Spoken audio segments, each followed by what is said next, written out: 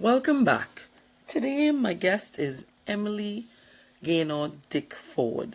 Emily is a finance and accounting expert with over 30 years of experience and advanced qualifications in strategic financial management and corporate, social, and environmental accounting and reporting.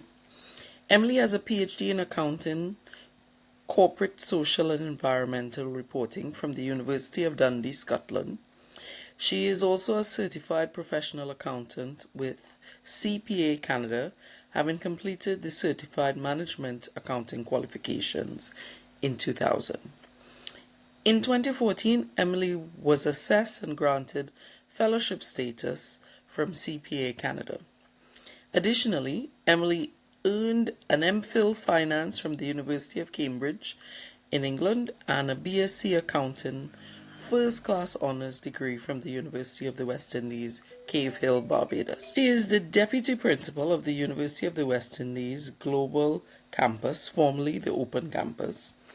She has worked with the university for over 30 years, commencing in 1991 as a lecturer in accounting at UWI's Cave Hill campus in Barbados, where she served for 17 years.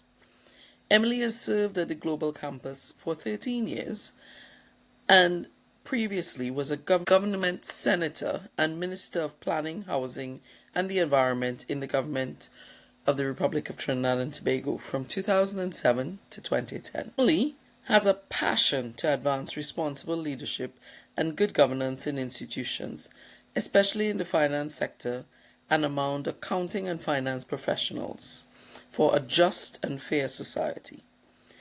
She continues to do this through her training interventions.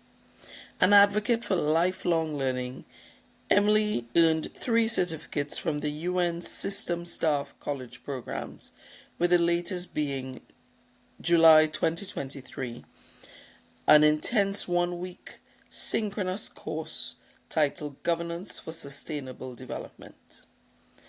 Emily is also a wife, a mom, and a believer who's passionate about developing the best in those that she encounters. Please welcome Emily Gaynor Dick-Forde.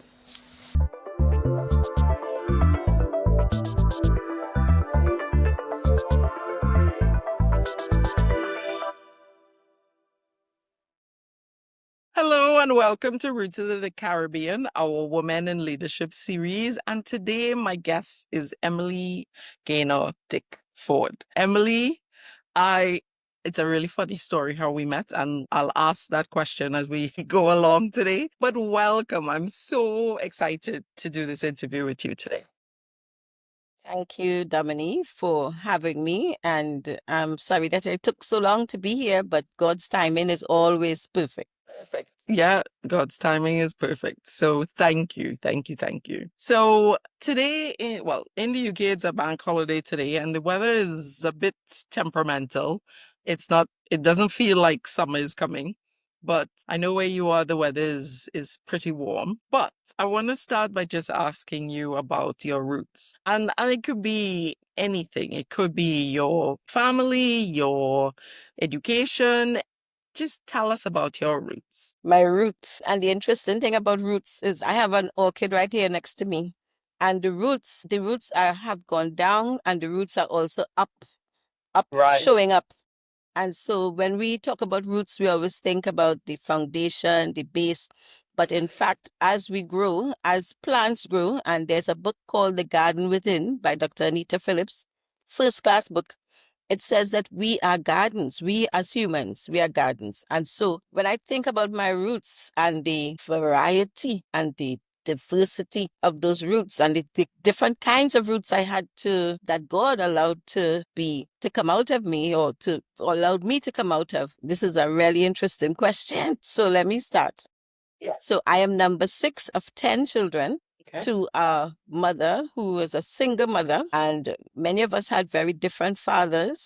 That begins to say that I came from a background where I'm not a girl who grew up with a father around.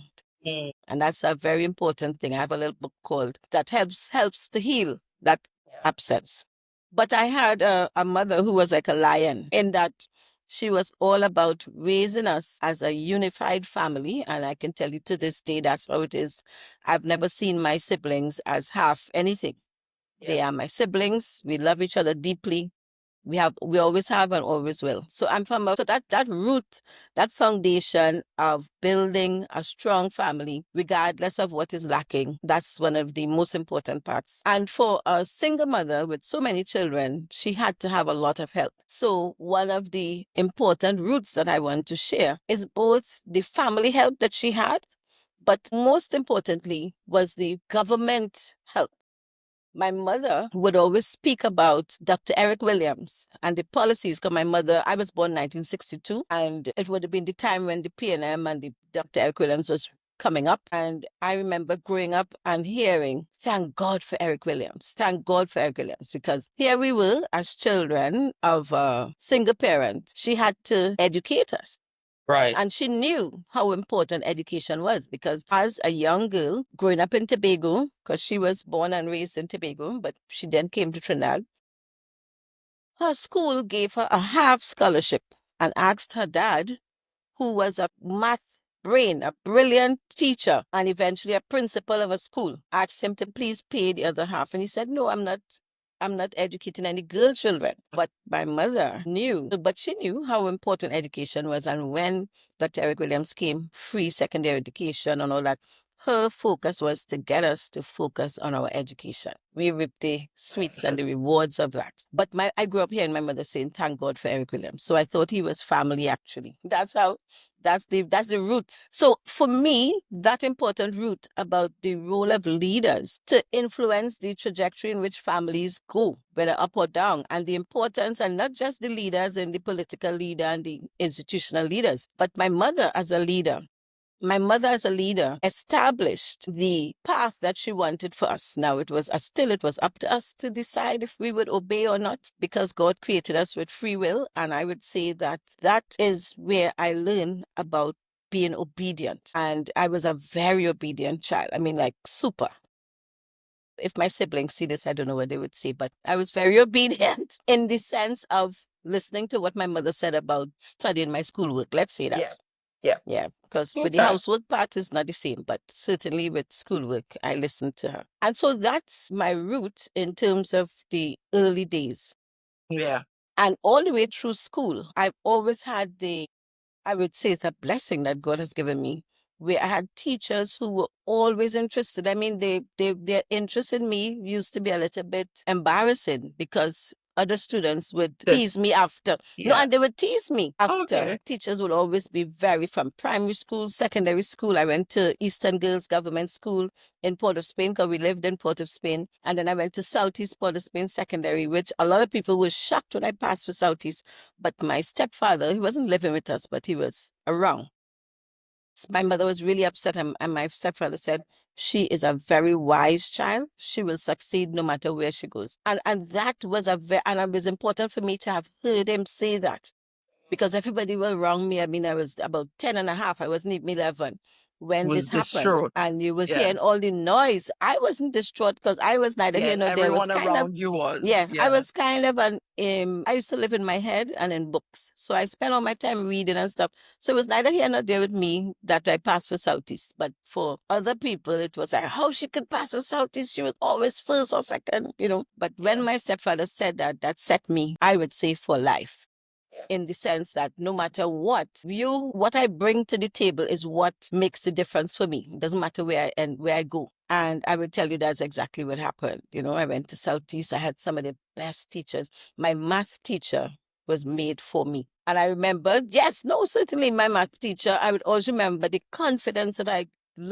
got from having this math teacher, Mrs. Amoroso. And I remember oftentimes she would ask the class a big question, you know, and everybody would shout out the answer. And invariably you would hear this contrary little voice saying something different to everybody else. And it happened about twice, I remember. And she would be like, who said, I always remember there was a question, everybody said 0. And I said 9. And she said, who said 9? And she said it as if it was a rebuke. Wrong. Yeah. But I said, I did. And she said, you are correct. And she made Wow. me explain to the class. So those are the things that helped me to trust my sensibilities and trust it wouldn't just be instincts, but process as well, that I can hear what the teacher has said, I understand. And I Yeah. think those early days helped me to develop roots of confidence, of self-confidence, not arrogance at all. And that's why I think that God allowed me to go to Southeast, because it helped me to be very much grounded in my Grounded. community. I had really, to this day, my best friend is still my friend who went to Southeast with me. And I'm in a Right. group with my Southeast colleagues, still. I think that's one of the things that I learned over the years is the important root was a word that the Lord gave me. I can't remember when, but I was quite young. Micah 6:8. What does the Lord require of me? To do justly, to show mercy, and walk humbly. And just recently, I saw another part of that, because I used to spend all of my time thinking about the humbly part. But recently, well, months, God is showing me you have to be more merciful in your engagement with people. Right. And so I'm working on that part as well. So this is like a life first. But from very young, I had that. And I believe that God always wanted me to keep my feet on the ground, Wow. be humble. So that's a root thing for me as well. And Yes. So hearing you talk about that, well, first of all, I didn't know that you grew up in Port of Spain. It has made me think about you're talking about your roots and talking about being grounded and where you went to school and where you grew up, the environment that you grew up in. And I just think fast forward to you as a minister, a government minister. When you think about someone who represents the people that they are supporting. Now I see how that connected so seamlessly for you. So so that's how I see it. But how have you seen your roots show up in your leadership journey? And that's why I wanted to go so far back, because it really is important to understand where you come from, how God allowed the trajectory God has allowed you to. Well, I don't know if the word is allowed or has opened up for you, because at the end of the day, God has given us free will. So we Yeah. have a choice to either do or not do as God has laid out. But for me, I always see the connections, just as you said, I see the connections all the time. I mean, I always say this is why God allowed this to Like, happen. so Yes. why that door was open? Yeah. So if I go quick, I will give you the connection quickly. So after Southeast, I went to, well, my mother again. I was still the unconscious child in the sense of not being aware of a lot of things. I was very, very, I think at 16, I looked like if I was 11 or 12. I never looked older. I never looked my age. And I kind of, as much as I was brilliant in school, I was not worldly wise. People might think you grew up in Laventille. People have a misunderstanding. We were very well sheltered, well cared for. Our neighbors were nice, decent families who were big families too. Like my mother had 10, the neighbors had 13, big families. And where we didn't have a father around, the father in the houses next to us, when he came home, his children alone didn't run inside. We ran inside too. So everybody was basically under the discipline, because if he comes and whoever is out there, you're not supposed to be outside playing, you're supposed to be inside doing your work. Everybody will get a tap. So if you don't want a tap, you run inside. So that kind of village raising was important. So when I was finished my O levels, ordinary level, GC O levels, not CSEC, Yeah. not GCSE. in your young people days. I didn't know what I was supposed to be doing next. But before I knew it, my mother came and produced a letter to me that I was enrolled in St. Francois for sixth form. I was like, what? So this lady went to sixth form to St. Francois and had me enrolled to do A levels. So I went to St. Francois, met another set of really great people. Again, teachers were like, really great teachers who, one for one teacher in the economic class, I wrote and we had an exam, and she took my essay from the exam and published it in the school newsletter. It was that good. Yes. So I give God all the glory for that, because all through my life, including now, I love to watch TV. I like entertainment. I like reading. I'm always doing something else beside what I'm supposed to be doing. But when I do come to the work, no, when I do come to the work, the wisdom of God flows. And I always say that it's partly my mother took me to church with her all the time. And very early, I had one of those little Bible things, those little books where it's the The Psalms New and Testament. the New Testament and the Psalms and the Proverbs, Yeah. I think. And I used to read it all the time. And I believe that that was one of the important things that opened pathways in my brain to be able to understand anything. So I've always given God full glory and honor for everything that, have been that I would have achieved. So anyway, after A levels, my mother said, you're going to work for 1 year. Here, who's in the middle of all this, right? Mhm. She said, you're going to work for 1 year and then you're going to go to university. After A levels, I did really well as well. I wrote up all my applications, and my brother, who was a journalist, Emery Robley, who was a first Lovely. class writer. And I remember he came and I said, could you look over my application letter? Because I was about to send it out. And he redrafted it in a flash. And I always said, it's a pity I don't have that. If you see this first class letter, this guy, because I would have had my draft, so he would have seen it. If you see this first class letter anyway, and I got a job at the central bank. So that's my first job. At 18 years old, I went to the central bank and it was so good. I mean, when I went to central bank to work, I began working for more money than my mother and my sister, who had been working for years before. And this was just a clerical level, and it was not a lot of money. But it tells you, yes, I was 18. And not around that time, around when I was 18, maybe when I was 19, we moved to Bonnier Gardens. Eric Williams came through with his housing program, and my mother got a house in I mean, your Aruka. uncle Eric. Uncle, well, Gil, my family, Eric Williams, and my mother got a house. And she said she had been waiting for 18 years for Wow. a house.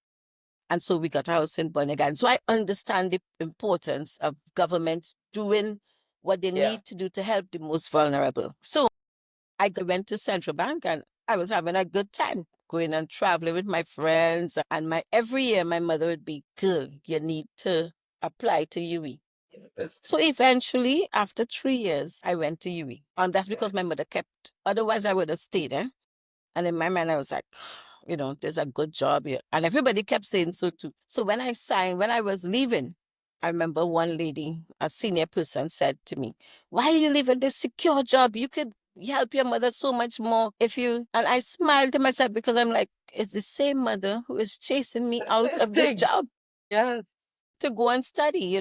And so I went to UE. I went to Cave Hill because I wanted my first job again, the job was as a clerical assistant as a clerk in the accounting department of Central Bank. It was a small department, so they wouldn't take every and anybody. I had not done any accounting before. I did economics, geography, and something else. What else did I do? Economics, geography, and math for A levels. So when I went to Central Bank, for some reason they put me in the accounts department. And Mr. Richard Lewis was the supervisor, was the chief financial officer. He taught me, he had to teach me debits and credits and so on. So in that first week, I had to read all these things about internal controls and all the rules of the bank, as well as learn debits and credits. And for those 3 years, I really enjoyed my job, but I also enjoyed the social interaction.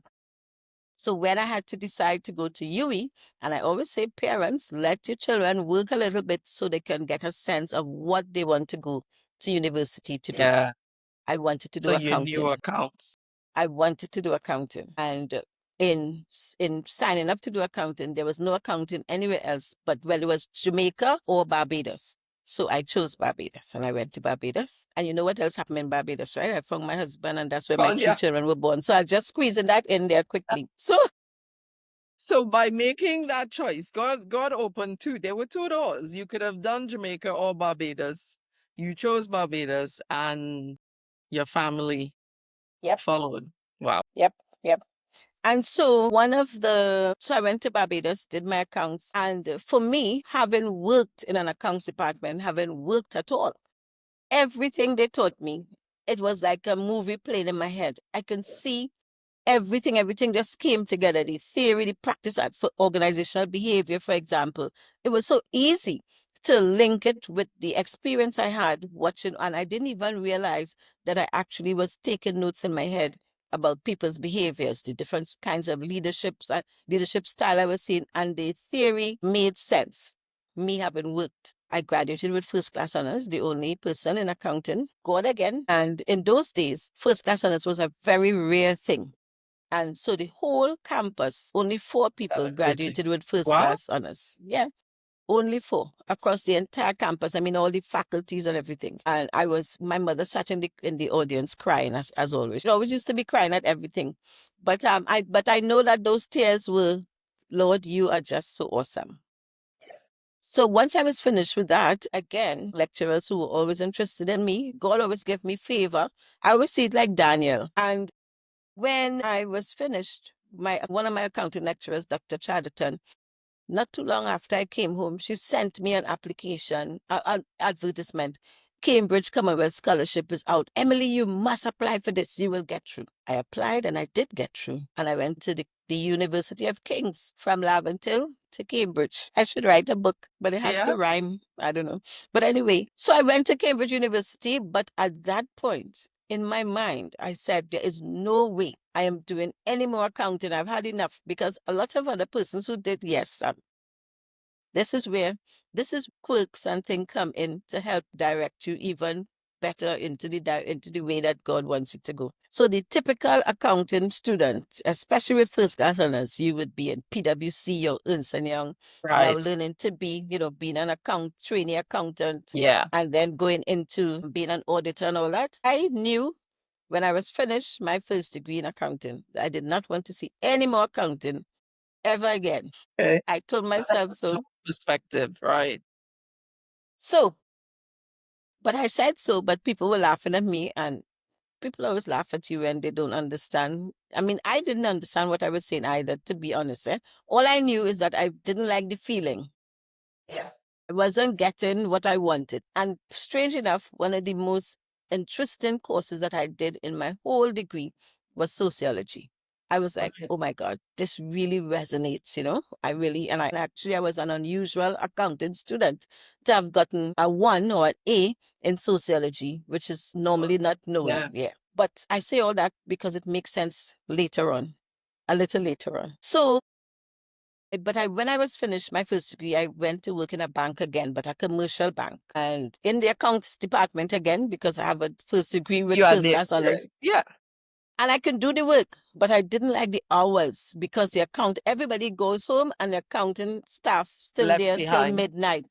Yeah. Till midnight. And because I like to lie down and read and watch TV, it really, and I think You it did was say that, that. I think it's the lifestyle of the accountant that probably did not, because it wasn't the understanding of I love the work. I could do it.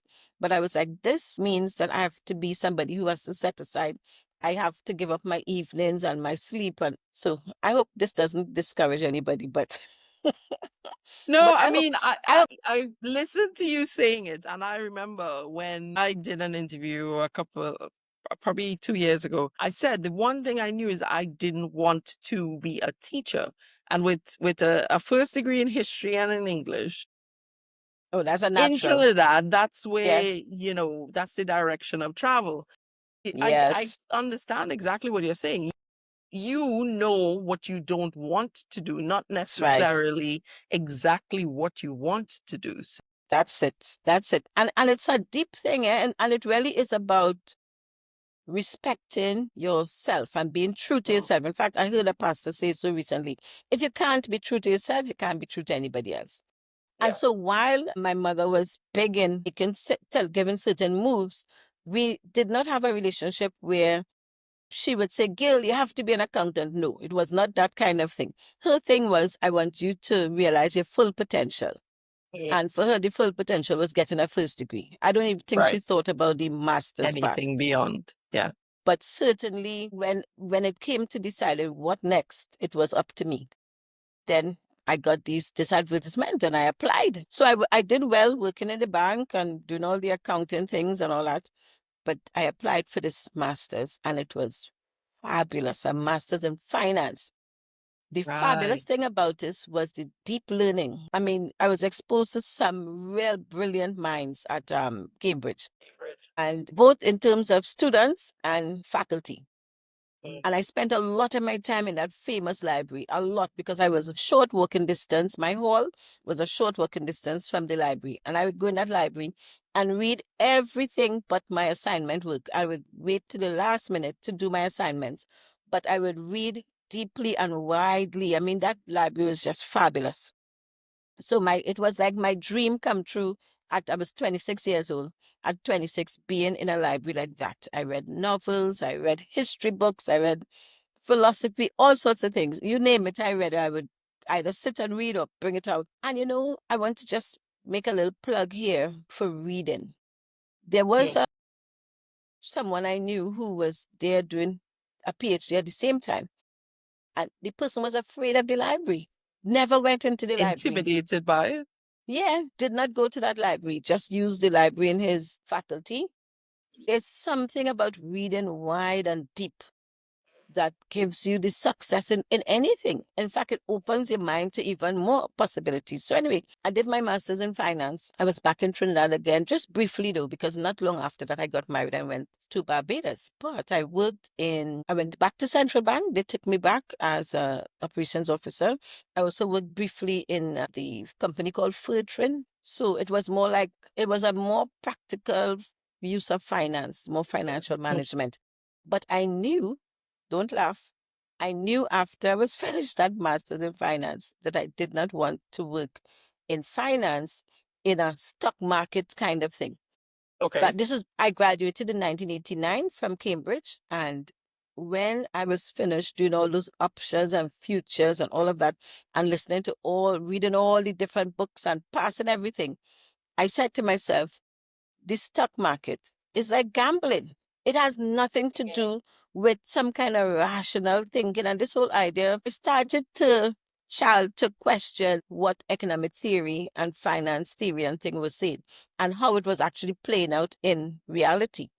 This thing about the stock market and capitalism would ensure that things trickle down. Nothing trickles down. And it's craziness on the stock market as far as I was concerned, only to be proven correct over the years. And I think it was based on, we had some heavy teaching back then from a Professor Wheel on the whole issue of the failure of banks. So it had a lot of banking failure in the US, UK, and a lot of it had to do with the heart of man and irresponsible leadership. So it's only now that I'm talking to you, I realize that that seed was planted then, because I really took in more than the options and the futures. I took in the lessons about why banks failed. And it had a lot to do with being very irresponsible at the level of leadership. And that also linked back to my early days when I had to read the little booklet to prepare to my first week in Central Bank. That booklet on internal controls and where you can't go in the bank, you can't pass here, you can't go there, you can't this, and who can do what and how things had to be done.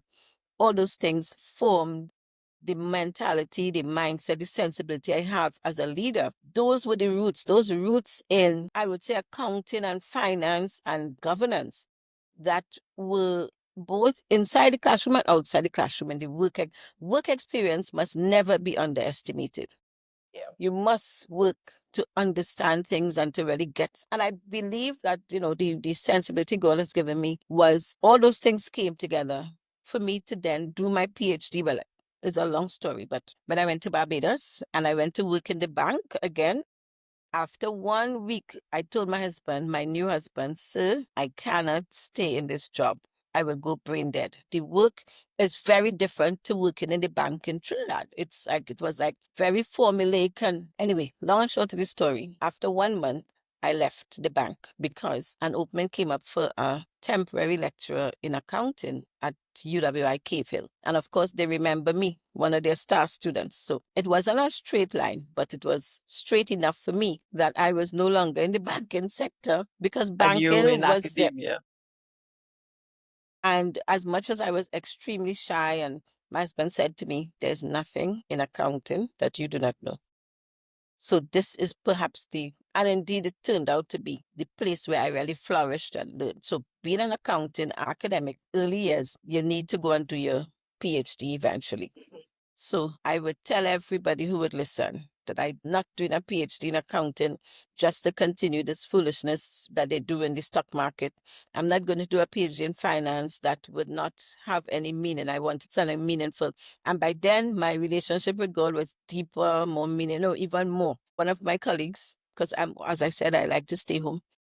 There was the Small Island Developing States Conference, the first one in Barbados, 1994. And there was a big village. There was all sorts of things. I did not go. One of my colleagues went, and she came back and she dropped a pamphlet on my desk. She says, Emily, this is what you've been looking for. And the pamphlet says social and environmental accounting. It's important to talk to people around you. Talk to people. So even though you're lazy like me and you don't really like going out and you rather stay home and watch TV than go to the SIDS conference, because you talk to people, because you share, because you're in a community, people will And you know build what you want. relationships. Build relation. Listen. So this lady, Dr. Chatterton, again, the same one who sent me the application, the Yes. She advertisement for was always Cambridge, seeking your interest. always up to this day, she sent me. She brought me that book and dropped it. I can see it now. It's a black pamphlet. It's still on the bookshelf in Barbados. A black pamphlet marked social environmental accounting. I read that thing. I devoured it in a flash. And then I said, this is what I'm going to do. So we started doing the research. Who should I go with? Long and short of the story. The roots, I would say, would be, I could picture myself now questioning when we found out where the best person was. Person was in Dundee, Scotland, the Professor Rob Gray. And all I said to myself, and I was 34, at 34 at the time, I had a son. We had a son, Emil. And I said to myself, but I cannot go to Scotland. Even though he's the best person, I cannot go there. I said to my friends, all I can see, I picture myself freezing while walking. That because I said, because Scotland, Dundee was so close to the North Pole. I was like, no, there's no way I could survive. Anyway, long and short of the story, as you know, that's where I went. That's where you went. Because everybody said, if you are going to do social environmental accounting, you have to go with Work Rob Gray. under I have his to go with tutelage. him. Yeah. And could I tell you, for me, working with him, the thing that I really got, and that's why you really have to leave everything up to God. What I got from him was the best education on doing research. Yes, his field was social environmental accounting. I got all that foundation and everything. But his research, explanation, and guidance in how to do good research was off the chart. It was I so can off tell the him. chart that I went off on a way off from what he would normally want to do. Their approach was they had this approach that was more, yes, they question accounting and they were saying you have to, think of it differently because accounting has been a part of the problem that cause environmental damage and that affects society negatively. So accounting has to change. But the level of change that they were going at was different to the level of change that I ended up going for Okay. because I took a whole different approach, again, led by the Lord. But if I come back to roots again, I believe that I was able to pull everything together because of that understanding of life and work and a sense of self. I do not like this. I'm not comfortable with this. So I'm not doing that. By the time I got to my PhD, I was an independent thinker and I was not afraid to say, yes, that's how you and all your students doing that, but I don't want to do that. I want However, to do something different. And when I chose my different perspective, the Lord sent an American accounting professor. He was like a superstar. I don't know if anybody understands superstardom in academia, but this guy was a superstar. Yeah. And strange enough, he was coming to my far out near North Post Camp University from all the way from, I think he was in Texas or somewhere like that. He was coming to deliver a lecture in a nearby university, Sterling. Because my supervisor was also a superstar, he was able to ask him, Ed Arrington, to come to talk to our PhD class. right. And while he was talking, one of my PhD colleagues said to him, because everybody knew I wanted to use this approach to do my work that was different. I didn't know what the different was yet, but I knew it was different and I wanted something that would deal with the Caribbean context. And one of my PhD colleagues, he said to Ed Arrington, everything you've said sounds like just like what Emily wants to do, but we don't know. And he didn't even say she, he said, we don't know. And he's my colleague and not my supervisor, but we don't know how she will get to do it because she doesn't want to use Foucault or any of these other philosophers. But what you're saying sounds like what Emily wants to do. And then I got to say what it is I wanted and what I'm thinking about. And this guy, Ed Arrington, then went into a whole discourse on how if you did what you say you have in your head, you'll be at the cutting edge of research. He said what it is the American pragmatist philosophy. And then he rattled off So the there was top a of his name head. for it. And he rattled off from the top of his head 11 references. So my colleague Wow. and I were writing off the top of his head, which included, and then he said, at the end of it, he said, and before you do anything else, don't go to the bathroom, don't eat. Before you do anything else, go and find this book by Cornel West. And that's how I was introduced to Dr. Cornel West, who's a neo-pragmatist. So for me, when I read it now, Cornel West he's a theologian as well. He was teaching theology at Harvard and all of that. So my Christian roots were able to come forward in my Your PhD research, yeah. centrally. So Right. God allows, and that's what I'm saying. I don't know if I'm going to pick up my plant. You can do what you want with it after. But look at you see the roots for my orchid? Yes. And so roots are not just what goes down, but it's also what comes up. And I love Out. orchids. Orchids are one of the few things that I can tolerate. I cannot tolerate, and I love the color you have there too. I cannot tolerate pollen. I have all sorts of Right. allergies. But I can tolerate orchids. So when I got married, I had white orchids in my hand. So I'm back to my roots again. But roots are not just what go down, but it's what comes up as well as part of the superstructure to help And so for me, all of this gave me a CV that looks fabulous, first Mm. class honors, master's in finance from Cambridge, a PhD, and then I even did a certified management accounting qualification. So when this story too long to tell here, but when Mr. Patrick Manning saw my CV, don't ask me how he got it. I didn't orchestrate it. I was doing what God told me to do. When he You saw were my in CV, Barbados at the time, weren't I you? was in Barbados when someone gave him my CV. And that CV, it is what he saw on that CV that caused him to. So the Bible says your gifts will make room for you. Mhm. And it just dawned on me based on your question, and that's how loaded your question is, eh? You realize our gifts are also connected to our roots, right? Yeah. Yeah. Our gifts. So my roots and my gifts made room for me for the great Patrick Manning to ask me to join his cabinet. He was looking for skills like what he saw on my CV TV. to help with advancing Vision 2020, which was to bring Trinidad to developed country status. So full circle when I said yes because it was a yes that God told me to say. I felt that the Lord was saying to me, yes. As I think you know most of the story. So it's a pretty long story, but it's too long to tell here.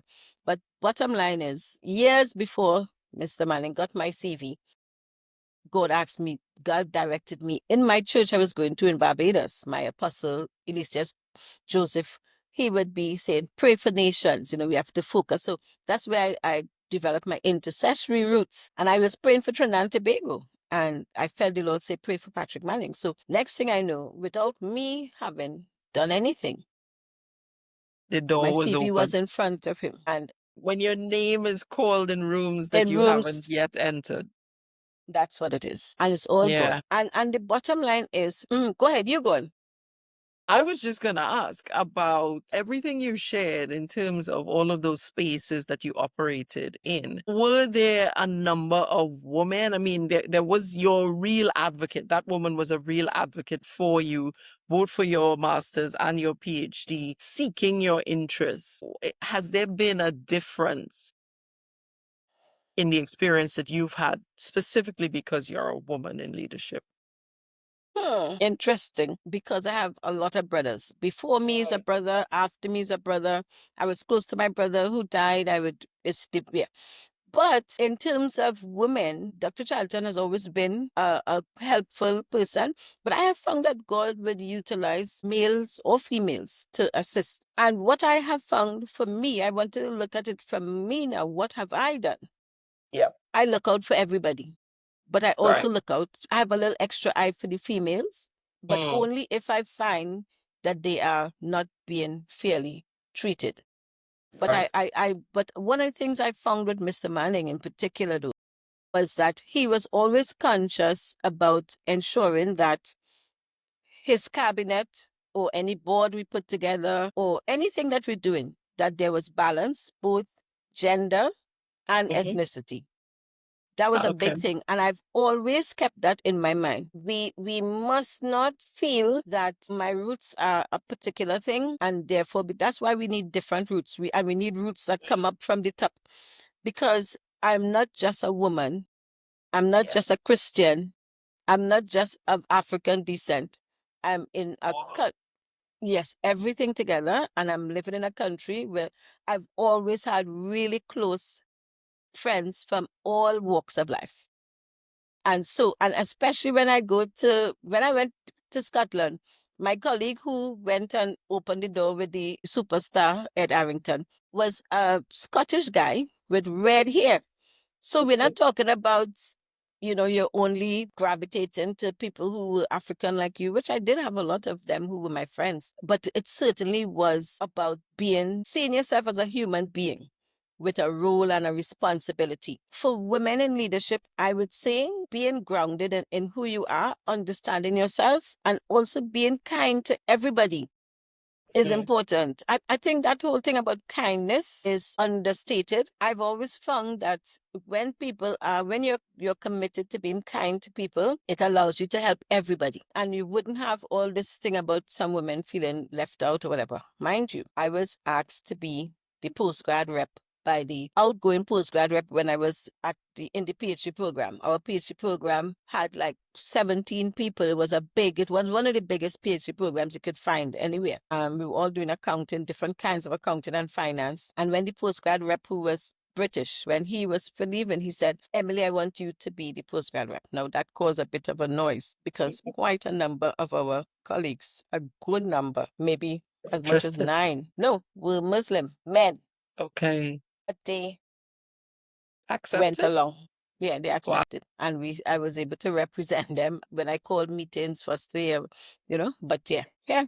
Okay. So the thing is, I have experienced opportunities. I've experienced where people would call me up to do things, and I know how important it is to call other people up to do things.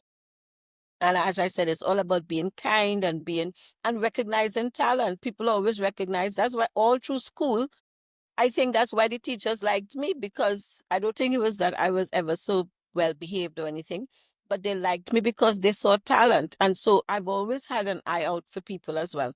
You know, what I've received, I hope I give even more, make myself available to others. But being a government minister was it was like another university set of degrees, I can well because imagine. it's a study in human nature, both Yeah. And it human goes back. nature. You You talked go on. about when you were doing your first degree and the fact that one of the things that stood out for you was organizational Sociology behavior and and OB, yep, sociology. yep. Understanding people and understanding human nature and Mm. accepting people as they are. My gosh. And then being yourself, regardless of where.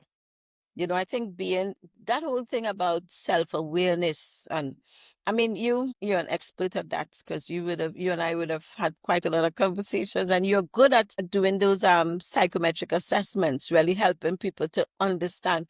And Understand. that has helped me tremendously. I think don't go into leadership without getting a coach, without getting yourself, understanding yourself. That helped tremendously. And I would say Mr. Manning was a very good leader. And for somebody, I don't know where he got his coaching. What I do know is that he demonstrated leadership that had to have come from somebody who was being coached and who was being exposed to leadership training.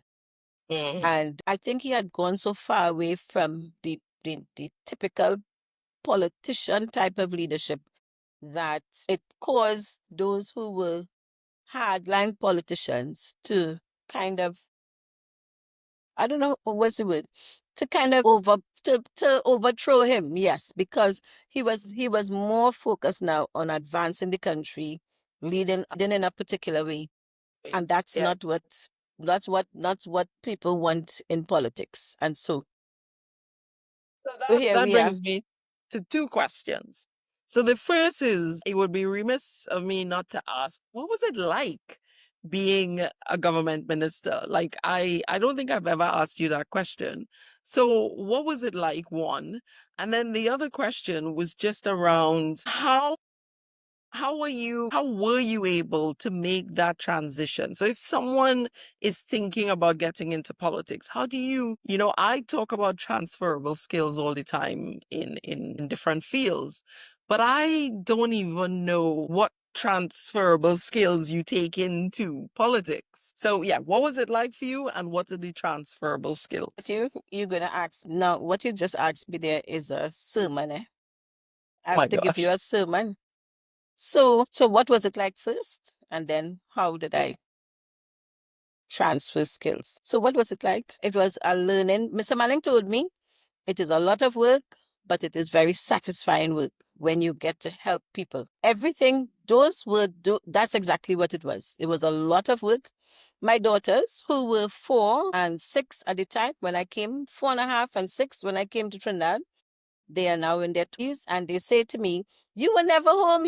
In my mind, that's not true. I came home, but in their heads, "You were never home." They said I raised them like bougies because they had what? Nannies, they had drivers. I said, no. Remember, but in their mind, remember, they were very young. Yeah. So it was a lot of work round the clock. I was shocked when I found that I had to be in Parliament all 1 o'clock in the morning. I went and I slept one time in the bathroom. They had a nice bed in the females' bathroom, and then I slept. I said, "There's no way I couldn't," because you know me and my sleep thing. So I had to Yeah. learn to put out that kind of Adjust. energy. Yeah. It was a lot of work, but it's good work. And I have capacity. When you come through the different levels of education, the way I did, always at the top, you don't get to the top to be the top of your classes just by sleeping and reading. If that was what it sounded like before, trust me, I used to put in my work. I put my work in. And so I had capacity, and a lot of the routine work of a minister I was able to do. In fact, a lot of the people who I interacted with in the ministries, they were surprised that I was typing up my own letters, doing my own this because I had my laptop. And one or two of them would say, but some ministers never even use their laptop. But you know me, Dominique. So I'm doing my own research. Eventually, I started changing up all the speeches that were given to me because they were not, it wasn't a message that needed to go. You So wanted for to. me, I was good. My academic mentality and mindset served me well to be able to quickly read things, understand what I was reading, make decisions, recommend policy changes, that kind of thing. I loved it. The other part, which is the people part, which is the part Mr. Manning talked about, I was placed as the P&M person to serve the people in Couva North. Because when you're a senator, when you're MP, you have your constituency. When you're a senator, you don't have a constituency, but the PNM, at least in Mr. Manning's time, and the leaders before him, would send senators who have ministerial posts to oversee a constituency held by the opposition. So you can serve the people. So I would go there every Thursday after cabinet, you go. And it turned out that we in Couva North started seeing more people than Mr. Manning was seeing in San Fernando East. as the Prime Minister, because remember, I was planning housing and environment. And Right. people didn't Yeah. just come for housing. They came for, eventually, I don't know if word went around, my team, and the team meaning the PNM constituency team in Couva North, had to cap the number to 100 people that we On a would see on a Thursday. Thursday. Yeah, because by 9 o'clock, I'm standing up and my head is spinning. This is the first time I'm getting up from sitting down there at 3. Wow. But the amount of people we were able to help was off the chart with housing, health. And one of the things that used to happen is when ministers are, and we're all supposed to be in your constituency, MPs and so on, when people come, you call your colleague. So many times I would call the Minister of Right. Health because it's somebody want to get something. So Minister of Health, and people Area. followed through. Ministers followed through on that. So for me, it was very satisfying. But I'm going to link that part of my work as a minister and how the transferable skills. So when I was in, remember I told you my church in Barbados, the Apostolic Teaching Center. You hear that name? Apostolic Teaching Center. C.S. Joseph was a leadership trainer as well as an apostle. Right. And so over for like 3, 4, 5 years of being, or more than that, well, to me, I started going there in 1999 and I left in 2007. So that's a lot of years. Yeah. John It is. Maxwell training is leadership training, meaning particular leadership training that he used to do. Worship training, deliverance training, intercessory training. Back to your roots and your So gifts. by the time I went into government in one of the country with the biggest economy in the region, in a a very, I would say, conscious environment, because this was very much a lot of tugging. Here's Mr. Manning going into, I think it would be a second term, a second full term, which should have been, and maybe even a third term, because there was a time when they were there for just 2 years and then had some, I don't know, the drama. But here is a leader seeming to be on the rise, and his opponents certainly needed to bring him down. But for me, I understood my assignment as a Christian to be, to go and intercede up close. So I was being brought in up close. So while I was using my other skills to do the work assigned, given to me, So the transferable skills. Got it. what I came with, well, I had Yeah. leadership skills. I knew how to speak. God had me 17 years lecturing. So speaking in public was no longer, I wasn't that shy girl who started UE in 1991 at all. For me, going into an environment like that, the most important thing was my understanding that I was covered by the Lord. That was the most important thing, more than anything else. And so I spent a lot of time in prayer, fasting, and so on, and not just by myself. I had prayer cover and so on. And that's very, very important. And my apostle Eliseus would have sent me some books, say you need to make sure and you read, But I had leadership training and coaching before I went into that. And I think, yeah, so that it was, so when you talk about transferable skills, I think if anyone is thinking about being in politics or being in leadership anywhere, get yourself a coach, get yourself books. And the thing is not just a coach, because a good coach points you to good books and good material, to really get a sense of yourself, what it means to work with people, and be self-aware, but also be aware of human nature. And don't expect, it's in the Bible somewhere, I don't have it off the top of my head. Don't expect people to always support you because you're nice. And because you think you're nice and you think you're good, don't expect people to always support you. As we know, 1 minute they were saying Hosanna, and the next week you were hearing They were crucify saying him. crucify him. And you have to take it all in. Mr. Manning used to always say, do not take anything personally. And that, I think, is a big leadership lesson right there. Don't Do take not things take it personally. personally. That's a really difficult skill to learn, because as a leader, when you are leading, you want people to follow. And so if people are, there will always be detractors, or there will always be those who are not going in the same direction that you're going in. And so that, just that bit, don't take it personally, is really important, because it may well be that they are meant to be on a different path or on a different journey to the one that you're on. Or they just don't understand. And I always look for the other thing. I always say, Lord, I'm waiting for you to show me what is the bigger plan here as I go through certain things, you know? Yeah. So now, as a deputy principal of a UWI campus, which is something I never saw coming, but I was ready for it. I was ready for it. I never saw it coming. It is a whole other experience. And I believe that as I prepare for retirement within the next 2 years or so, for me, it really is doing even more to prepare others to come up to where they need to be. Because there is a lot, you find a lot of gaps in people's understanding of what it means to be in leadership, whether as a woman or as a man. All leaders need some, not just the self-aware part, but there's some basic things you need. You need to understand finance. You don't have to be an accountant. We need to appreciate the value of a financial perspective to any decision that you're taking. You're taking a decision, find out what are the implications financially. Implications. Can the institution, yeah. And then also, depending on the institution you're in, understand the institution that you're in.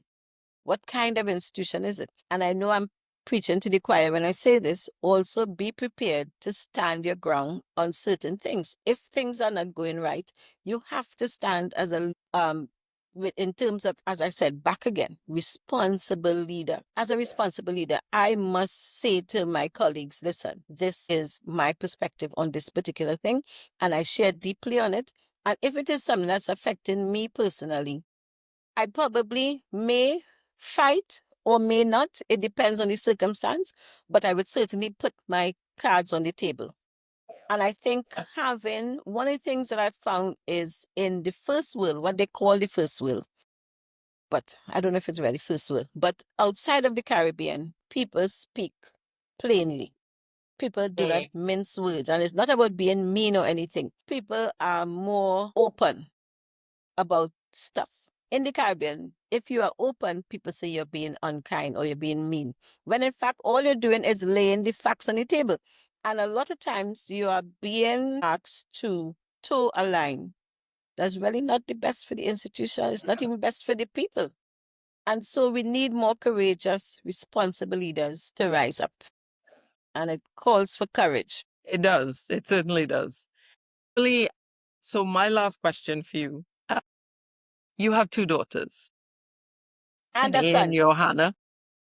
We talked about Emil. You mentioned Emil, but your two daughters, because we're Uh-huh. talking about women in leadership. Mm-hmm. What what are the what do you want to see for them in the future that, it was missing when you, as you were coming up as a woman in leadership? I don't want to laugh. That's a really good question. And could I tell you, I have given them what my mother gave me, guidance and confidence. And I am worried about the people who have to deal with them when they get out there.